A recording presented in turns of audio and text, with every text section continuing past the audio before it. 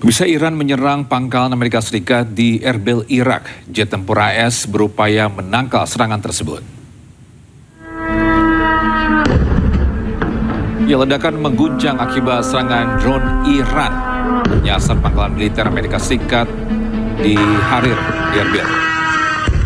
Sejumlah pesawat jet Amerika berusaha mencegat serangan drone Iran. Namun sejumlah serangan drone Iran gagal dicegat. Akibatnya sejumlah drone berhasil mengenai pangkalan militer Harir.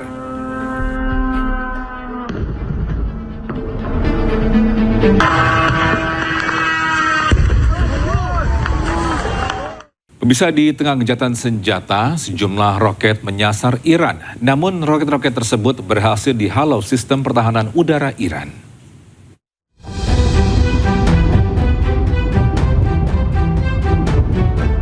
Langit malam Iran dihujani serangan dan mengaktifkan sistem pertahanan udara milik Iran. Iran pun berhasil menghalau serangan di Teheran Barat, khususnya di area Chitgar. Militer Iran mengkonfirmasi serangan ini. Mereka menyebut sejumlah objek udara yang diduga drone mencoba menembus sistem pertahanan udara Iran. Selain di Chitgar, serangan ini juga menyasar kota Bandar Abbas dan Minab. Namun tidak ada satupun drone dan rudal yang berhasil menembus pertahanan Iran. Warga Iran pun beraktivitas seperti biasa. Sementara itu Presiden Iran Masoud Pezeshkian ini menegaskan pihaknya tidak menginginkan apapun dari Amerika Serikat. Ia juga menekankan rakyat Iran tetap kompak dan bersatu meskipun Amerika berupaya memecah belah bangsanya dengan melanggar hukum internasional. تصورشون این بود مردم خواهند اومد خیابونا و این حکومت ساقط خواهد شد و مملکت هم علنا میگن تیکه تیکه بکنن. حتی شرم نمیکنن از اینکه اینو نگن.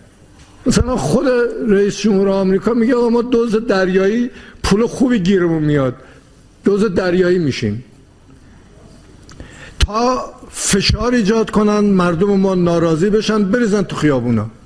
همه دنیا تو این وضعیت شهرهاشون کشورهاشون تورم و گرانی و نمیدونم اینا به اعتراض وادار کرده اونا رو. مایی که تو جنگیم، مایی که این همه زدند و اینا، خب طبیعیه باید با یه سری مشکلاتی مواجه می شدیم که شدیم. ولی حضور شماها، تلاش شماها و همراهی شما و مردم در حقیقت نقشه اونا رو نقشه برآب کرد. Pemirsa, meski operasi militer Epic Fury resmi berakhir, namun Presiden Amerika Serikat Donald Trump masih terus mengancam Iran. Alih-alih takut, Iran justru menyindir dan mengejek ancaman tersebut.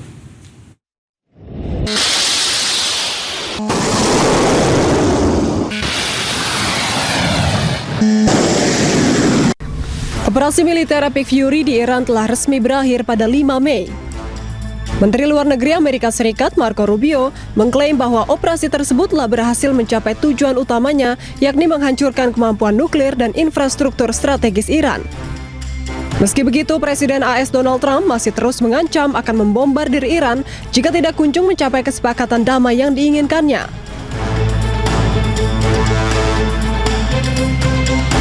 Melalui unggahannya di akun resmi media sosial Truth Social, Trump menyebut blokade AS akan membuat Iran membuka Selat Hormuz.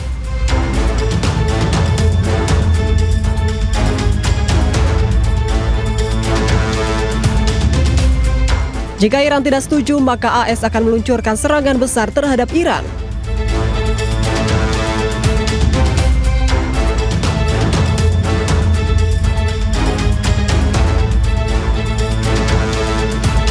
Alih-alih takut, Iran justru mengejek ancaman tersebut. Melalui akun resmi media sosial X, Ketua Parlemen Iran Muhammad Ghalibaf menyindir bahwa operasi Epic Fury berakhir karena gagal total.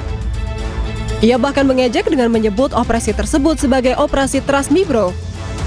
Ghalibaf juga menyindir Amerika Serikat kini kembali melaksanakan rutinitas operasi palsu. Sebelumnya, Ghalibaf juga mengejek Amerika Serikat. Ia mengolok-olok tindakan blokade AS di Selat Hormuz dengan menyebut tekanan dari Amerika Serikat tidak berpengaruh terhadap produksi minyak Iran. Padahal Trump sebelumnya pernah memuji Ghalibaf dan memproyeksikan menjadi pemimpin masa depan Iran yang bisa dipercaya. memastikan Iran tidak akan pernah memiliki senjata nuklir yang diluncurkan sejak 28 Februari lalu.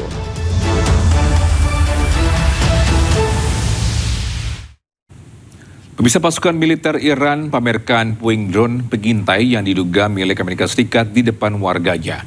Warga Iran pun bersorak-sorai merayakan hancurnya senjata musuh.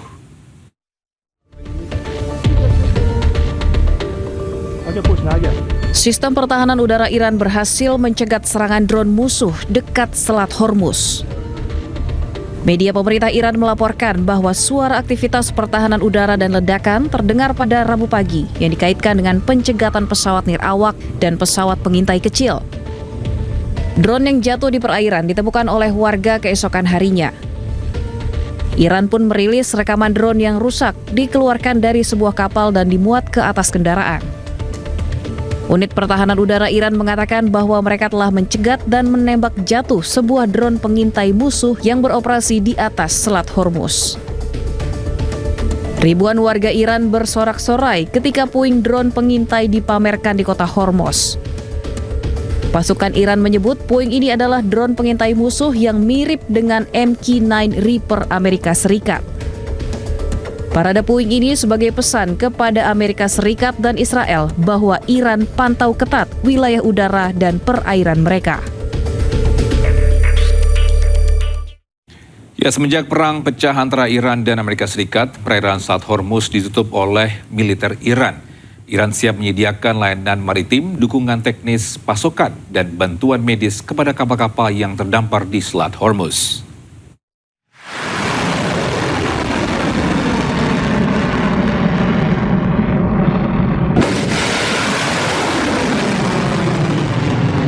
Semenjak perang meletus pada 28 Februari 2026, Iran menutup total perairan Selat Hormuz hingga ratusan kapal terdampak dan tertahan akibat blokade yang dilakukan oleh militer Iran.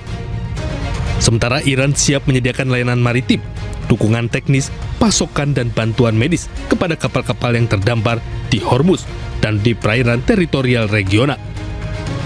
Bantuan pasukan ini hanya berlaku kepada kapal yang melakukan pelayaran di perairan teritorial, khususnya perairan Iran dan pelabuhan Iran. Hal ini disampaikan oleh Organisasi Pelabuhan dan Maritim Iran kepada para kapten kapal komersial.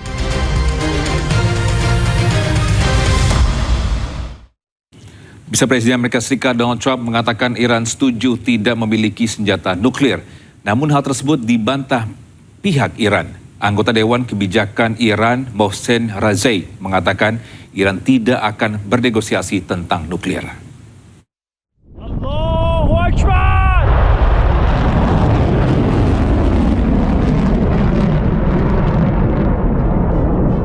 Presiden Amerika Serikat Donald Trump mengatakan pihaknya sedang melakukan pembicaraan yang baik dengan para negosiator Iran. Trump mengeklaim Iran telah setuju tidak memiliki senjata nuklir. Ia juga mengatakan Amerika Serikat telah memenangkan perang karena pemimpin Iran telah terbunuh. Trump mengancam akan terjadi peperangan lagi jika Iran menolak proposal Amerika Serikat. Look, and this is very simple. Iran cannot have a nuclear weapon because as tough as they are, we want to keep them alive. We want to keep all of you alive.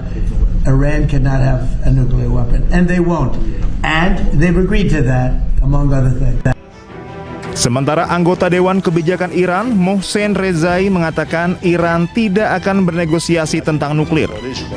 Mantan Komandan Korps Garda Revolusi Iran tersebut juga menegaskan Selat Hormuz tetap berada di bawah kendali Iran dan pasukan asing harus meninggalkan wilayah tersebut. Dalam proses negosiasi Amerika Serikat dan Iran masih ada perbedaan pendapat yang belum terselesaikan.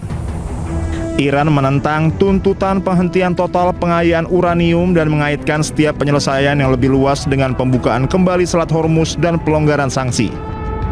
Para negosiator dilaporkan sedang membahas dokumen kerangka kerja singkat berupa memorandum 1 halaman berisi 14 poin. Dokumen tersebut berfungsi sebagai dasar gencatan senjata, pencabutan sanksi, dan negosiasi di masa mendatang termasuk mengenai aktivitas nuklir Iran dan isu-isu keamanan regional. Pemirsa, pengamat hubungan internasional Suzy Sudarman melihat Amerika Serikat berupaya mencari cara untuk menangkan perang. Jika Iran tidak bisa dikalahkan, maka Kuba berpotensi diincar Amerika Serikat. Jadi saya iseng melihat Senat, ini bagaimana dia responsnya. Ternyata Senator Murkowski bicara bahwa, come on Donald Trump, kamu datang ke kami dong, saya siapkan authorization of the use of military force, AUMF, yang biasanya mereka lakukan kalau misalnya mereka tidak bisa menggolkan resolusi war powers. Jadi AUMF yang disiapkan oleh Murkowski hanya syaratnya satu, define the war. Yang kedua adalah kasih tahu suksesnya ukurannya apa. Yang ketiga exit strateginya bagaimana. Jadi mereka udah siap-siap tuh. Murkowski dengan kawannya di Republican Party juga. Jadi kalau saya bilang ini bukan kita bisa melihat oh ini kesalahan Trump dan ini itu. Ini mindset mereka yang tidak bisa berubah.